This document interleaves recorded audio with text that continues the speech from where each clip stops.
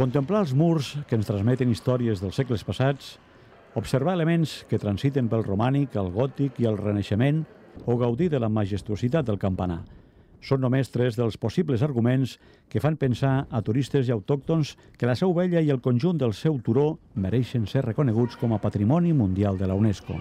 Un objectiu que s'ha volgut assolir durant anys i que va començar a caminar a principis del 2014 amb la presentació oficial de la candidatura.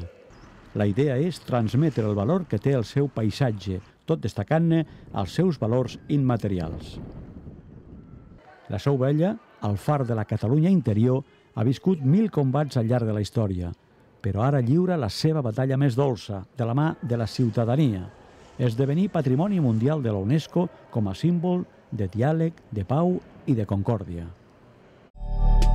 Ajuntament de Lleida.